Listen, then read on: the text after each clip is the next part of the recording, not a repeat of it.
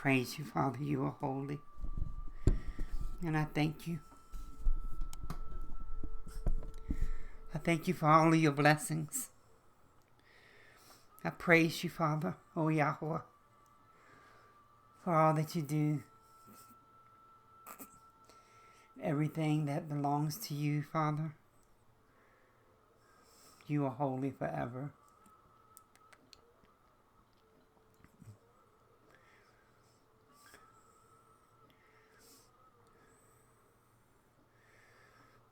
Father, I pray this message goes forward. I pray that you bless us all and use what I teach for your glory to glorify you forever and ever. May those who are listening with their ears, may they hear. And looking with their eyes, may they see.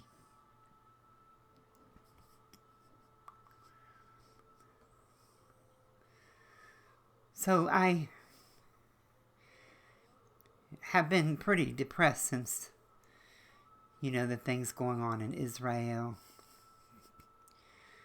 I am flesh and blood. I am the dust of the earth, as we all are. But there are some points that I maybe need to bring across.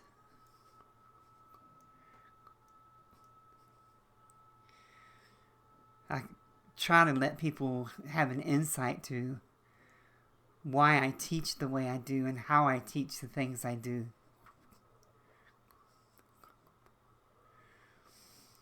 The first thing that happens when I see something like this, like everyone, I become angry and upset.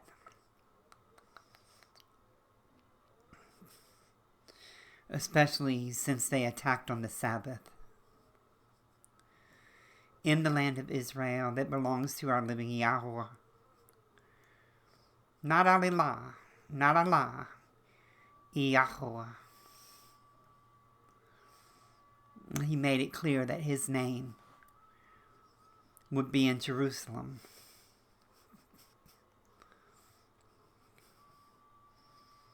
That's not anything that Muhammad boasted or could boast. The angels that spoke to him were not speaking in the best interest of the Most High. They were speaking in their own best interest.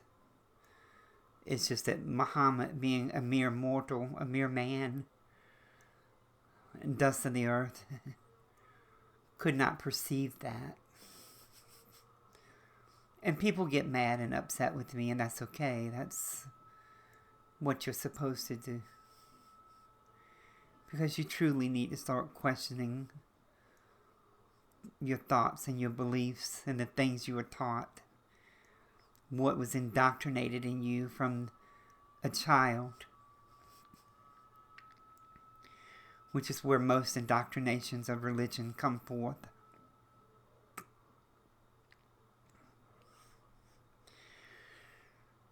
Religions and all of their structures are rooted in indoctrination, although no one perceives it.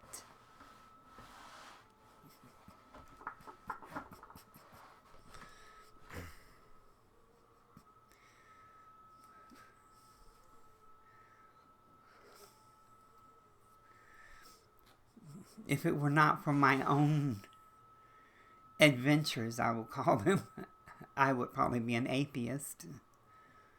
But I am not, because I sought him with all of my heart and all of my soul and all of my mind and all that I was. Because I wanted to know. I wanted to understand.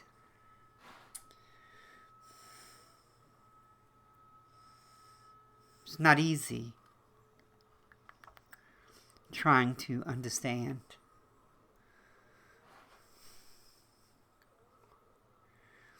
But when you start seeing things and he gives you eyes of wisdom and lets you see things. You go on quite the journey.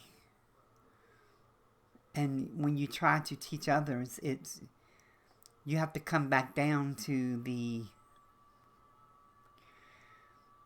mentality of the human mind again.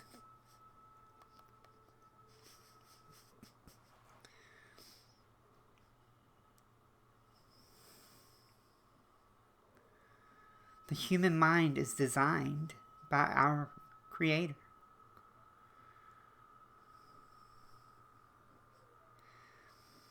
It can see and do so many things, but it cannot grasp what is beyond its existence.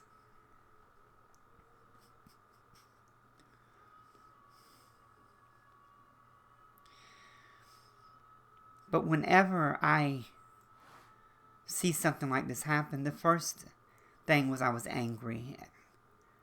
I was blown away that Muslims all across the world were okay with Hamas spitting in Abraham's face. And then there was no one righteous amongst the Muslims, that did as Abraham did. If you remember when Sodom and Gomorrah, before Father destroyed it, the same people were there that were there when he destroyed it, and they were evil. But when those bands came and those people came and pulled them out and kidnapped them, right? Took them hostage, all the people in all of these towns. Carried them away. Abraham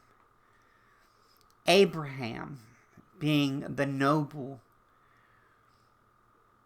friend of the Most High that he was, he went and collected Lot and his family and all of the families. He brought forth the people necessary, the foot soldiers, the foot traffic necessary to go and fight these clans and bring all these people back. And yet there is no one amongst the Muslims who are righteous enough to stand in Abraham's shadow, because none of you are going to bring these hostages back. It's not even in your mind or vocabulary. Everyone is sitting back to see what will take place, instead of someone stepping up and saying, I will be righteous.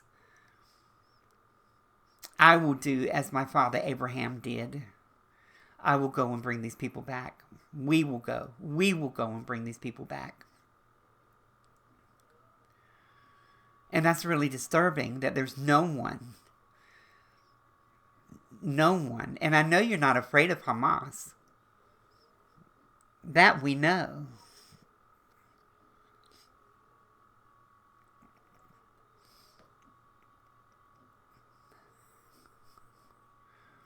There's that part of me that when I look at it, I remember when Father was putting his wrath out upon his people, he took the righteous and the wicked. And it used to disturb me a little bit, that scripture, that the righteous had to suffer also. But situations like this help me to look at it in a different light. The righteous sat back and allowed the wicked to exist and to do what they do, because they were more afraid of them than they were of the Most High. See, now it's becoming clear. So when I look at Palestine, I see a lot of people that sat back, watched, and allowed Hamas to have all of these underground tunnels, all these enclaves. They probably were paid to help them. You cannot tell me no one knew. This was kept secret Israel did not see it. And I'm going to get to that too. But you can't tell me when the border was open, people from Palestine were coming over to work. No one knew. And no one said anything. No one mentioned it. So when I look at that, I look at it as a court of law. If you saw it and knew it and didn't say nothing, you are guilty. You are guilty of the crimes that were committed by those that were committing the crimes. You are no better than they are.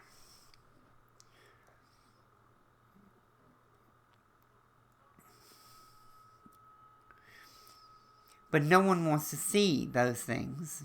People are busy justifying, and I admire that the IDF are looking at this in a way that they're like, well, let's not, innocent civilians.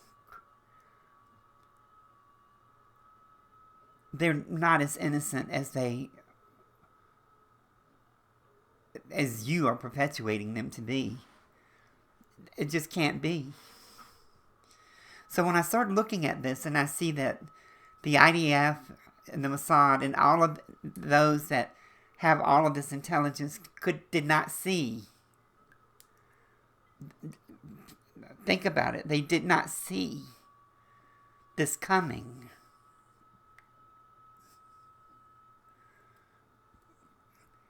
And I know that IDF and the military intelligence are really good at what they do. It tells me there was some kind of intervention by the Most High to allow this to come to pass. And people get upset when you say that. And when I look at it, I say, well, Father, I don't want to be like Job's friends. Here you've allowed all this to happen to him and took even his children from him. I don't want to be like his friends that say, well, you must have done something.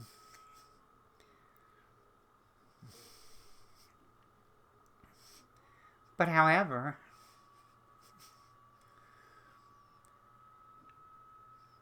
nothing can happen that the Most High does not allow. And if he allowed it, we have to look at it a certain way. We have to prepare ourselves for the answers. People are like, well, it's simple. Evil came against the good and the righteous and came against Israel. The living Yahweh created evil. And he said it. He created the righteous and the wicked. Yes, even the wicked I created for my glory. I create evil for my glory. He creates everything for his glory. He created the light and formed the darkness. Everything was designed by him.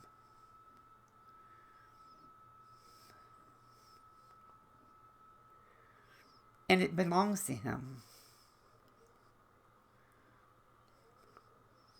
It's not a battle between good and evil.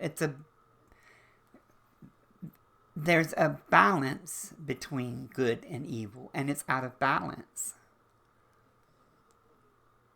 So how do we bring it back into balance? Well, repentance. Sometimes we don't know what it is we've done, but we need to. Just repent for anything that we have done. I do know something that has disturbed me for a lot of years when I look at Jerusalem, especially Jerusalem. And I see a lot of idols being bought and sold in Jerusalem. And this is supposed to be Father's city. But it's become a city of trade. A city of commerce. Making money. We are in a different time now. Now we're in the time of restoring all things. What needs to be restored in Israel? Well, the land. Could this be why the Most High allowed this to happen? Because you're supposed to take the land back?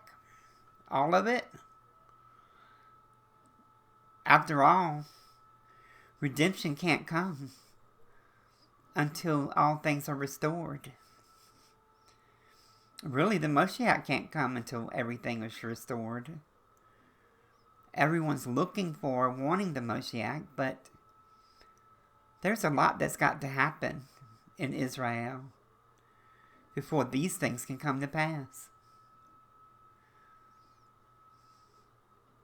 When you start looking at the Ruach, the angel of the presence of the Most High, a lot of you don't understand that this angel, magnificent creature, has 2 wings.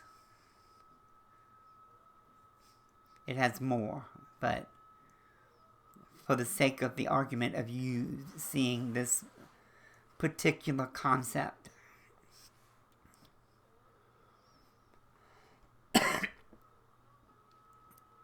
there are 2 wings. And just like a bird in flight, its wings balance it in the flow of the air. The wings of the angel of the presence of the Most High balances it in the flowing movement of the Spirit of the Most High. One wing represents life. The other wing represents death.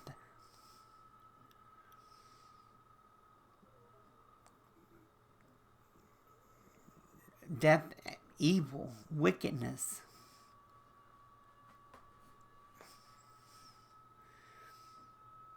And the angel uses it how Father tells him to use it.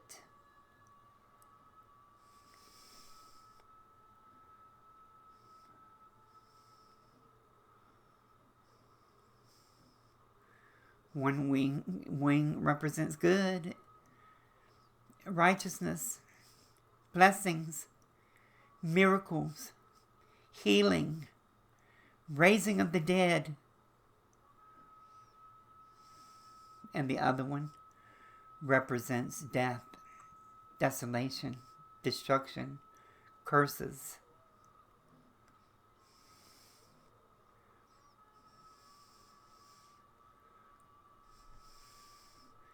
These are the 2 wings of the angel of the presence of the Most High. Father created it all, the righteous and the wicked. He created evil for his glory. When you look at Babylon, he sent Babylon to destroy Israel and bring, or Judah rather, and bring them out.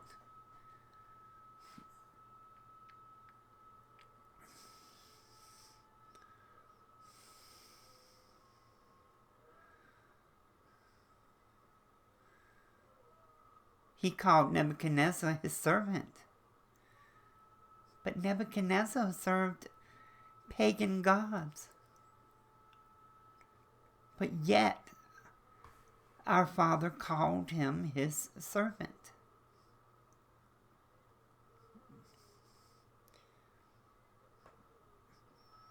We do not call good evil and evil good, but we must understand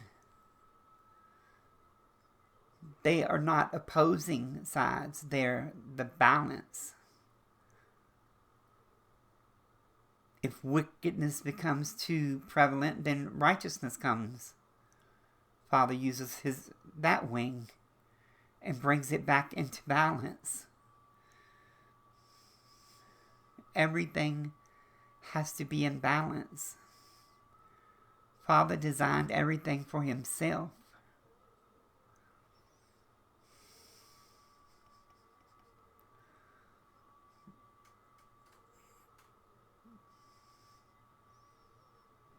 We don't see and understand the entire scope, but when it comes to what happened in Israel, all of us need to search our hearts and say, Father, what have we done? Forgive us. Just forgive us.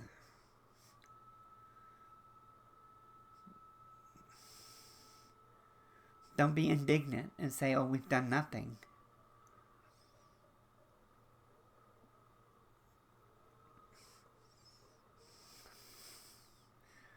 The Sabbath is very important to the Most High. It is a perpetual covenant between Him and us. Perpetual living, meaning as long as we keep it, we are in covenant with Him.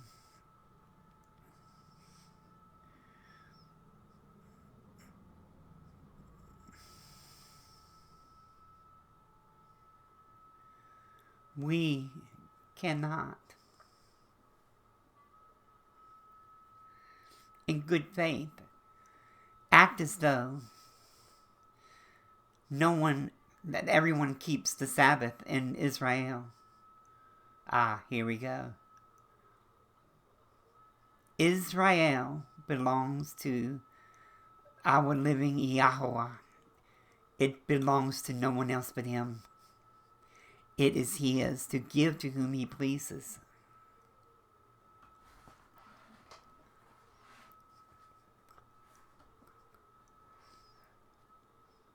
And everyone in Israel should keep the Sabbath. Just out of respect for the Most High. Just out of honoring Him. And His mercy. His ever-loving kindness to all of us. Everyone should keep the Sabbath, especially in Israel. And it should be the law. It truly should be the law that the Sabbath is honored, that everyone keeps the Sabbath, no matter who you are. You should have to keep the Sabbath.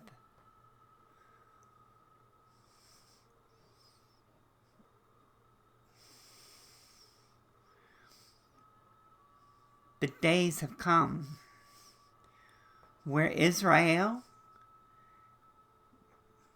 are in a place where they got to stop worrying about what the world is going to do or say concerning what they do or say.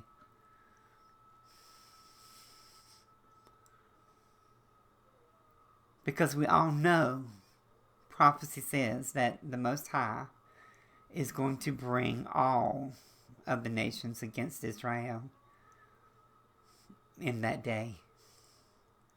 We all know that's what it says. But we pray it doesn't happen, that it doesn't come to pass.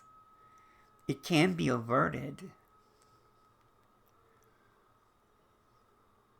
But we all have to start seeking our living Yahweh.